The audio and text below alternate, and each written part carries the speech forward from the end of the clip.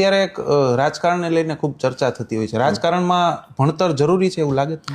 રોનકભાઈ, તમે અઘરા પ્રશ્ન કરો છો. હું મારી મેન્ટાલિટી પ્રમાણે કહું તમને, વિચારધારા પ્રમાણે, તો એટલું તમને ચોક્કસપણે કહું કે ભણતર જરૂરી છે. આ તમે એમ કહો ભણતર જરૂરી નથી તો કાંઈ નથી, ભણતર છે જરૂરી, પણ એટલું જ ભણતર જરૂરી નથી કે બધા ક્ષેત્રમાં ભણતર હોય તો જ થાય. ક્યાંક ભણતરની સાથે ગણતર હોવું જરૂરી છે. હાલો, તમે કદાચ ભણ્યા, તમે ગ્રેજ્યુએશન થઈ ગયા, આગળ જે કાંઈ ડિગ્રીઓ બધી તમે લઈ લીધી, તમારામાં ગણતર નથી તો કિંમત ક્યારેય નહીં થાય. બિના સત્સંગ વિવેક ન હોય, રામાયણની ચોપાઈ છે. ડિસિપ્લિન અને વિવેક જો તમારા જીવનમાં નહીં હોય ને તો કિંમત ક્યારેય નહીં થાય. એવું નથી કે ભણેલો માણા હોય તો જ આગળ નીકળી જાય ને બાકી અભણ માણા હોય ક્યાં ન કરી શકે ને માનો કે આ ફલાણો ભાઈ નપાસ થયો છે તે કાંઈ ન કરી શકે ને, એવું કઈ નથી હોતું. એ તો તમારામાં દિલ જીતવાની તાકાત હોવી જોઈએ.